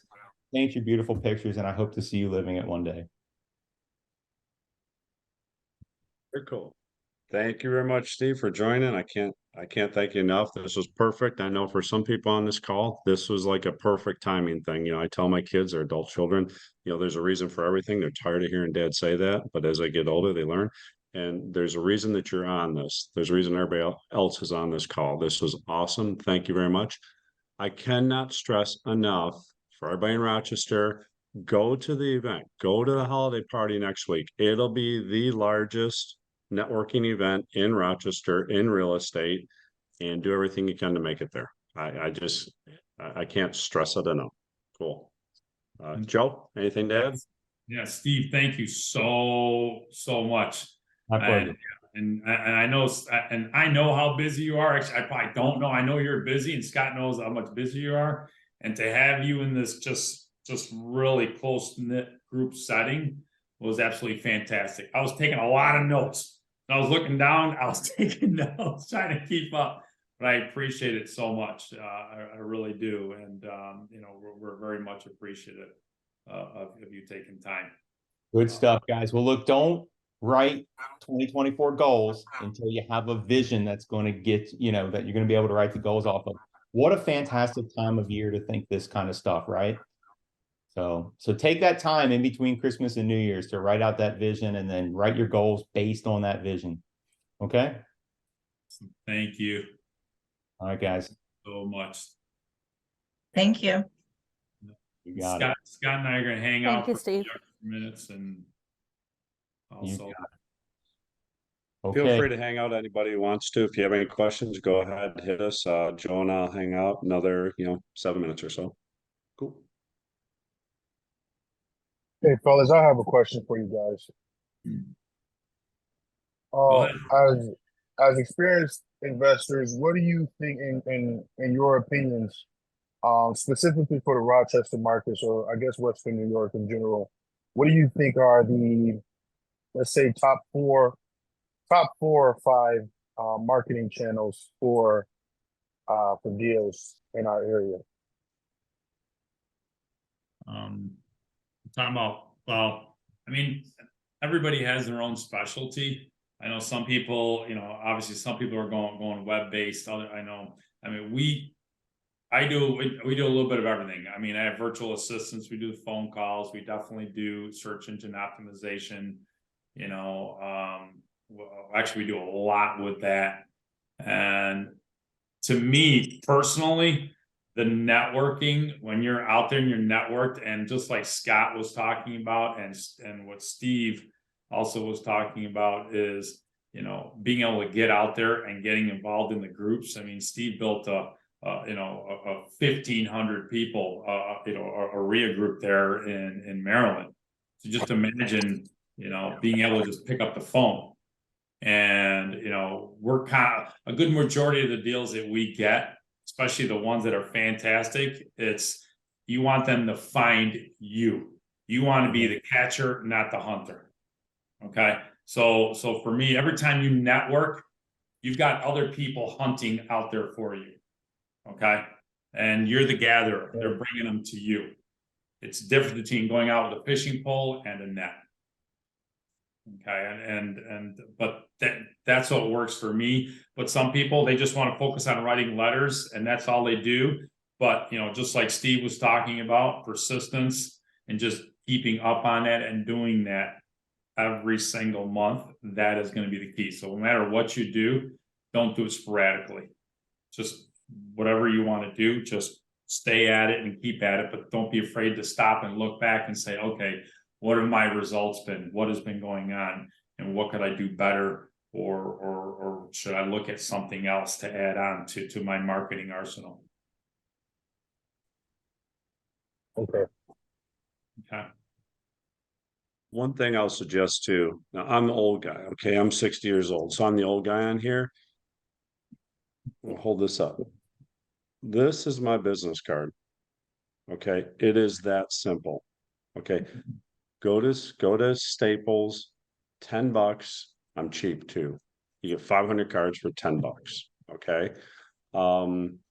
Take these with you next week to the holiday party. You're going to talk to somebody, you're going to give them your information, they're going to walk away and forget. Okay. The best thing about these two is you can draw through your name. If somebody gives you their name and phone number and they don't have a business card, you can write their name and phone number on your business card. Okay. On mine, because of Gabriel Festosis, I added this. This was his idea. That's on the back of my business card. Okay. For years, this is all I had. Name, phone number, email address. That's it. Okay. Get these. Okay. Hand them out. Kids nowadays, they don't. I understand it. Okay. But just get them. Hand them out. You'll be glad you did. To answer your question, network. Keep coming on these calls. That's where you're going to learn what's working in marketing and all that. So, and like Steve said, pick one or two neighborhoods that you like. That way, when you start marketing in that area, you'll know every house in that area. You're going to know what the houses are worth, what shape the houses are in. It's funny. I listened to Joe. People call Joe on deals. He's like, oh yeah, I looked at that one 2 weeks ago. The guy wanted $50,000 for it. You know, I offered him 20 and now he's willing to take like 40. That's it, man. Just network. That's it. This is a long game. Okay. Like Steve said, we're in this long term. This is not a 1 year get rich quick. It's not that. Over time, you're going to make a ton of money.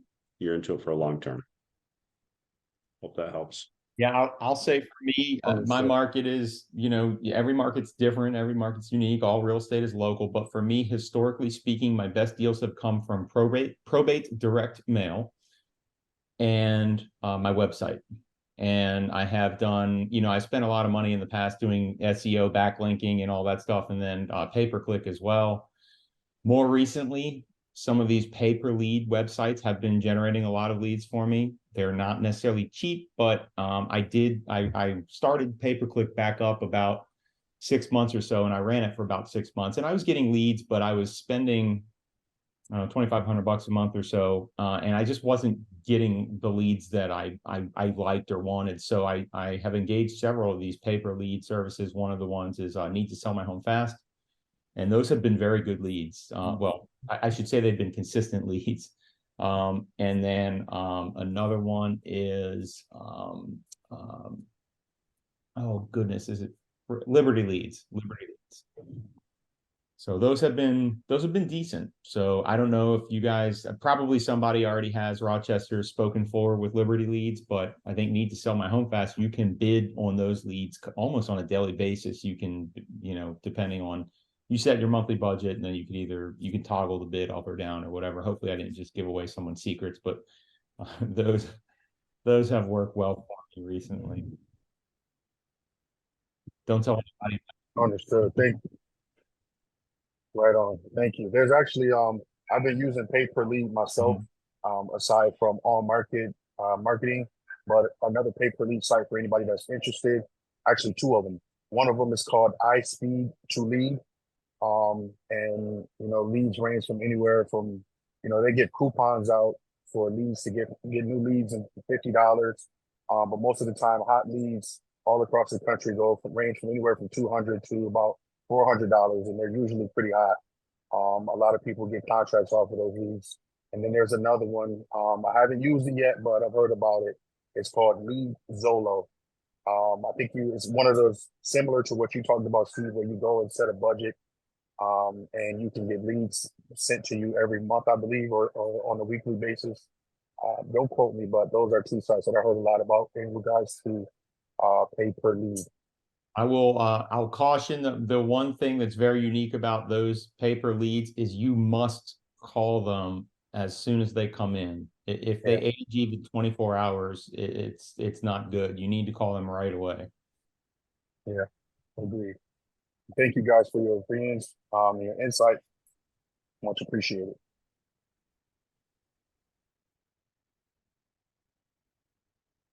For that, I'm going to sign out. Joe, what do you always say? Go do what? Go do real estate. Okay. Thank you, everybody. I'm signing off, guys. All right, guys. Thanks a lot. Good seeing you. Have a great day. Thank you. Bye.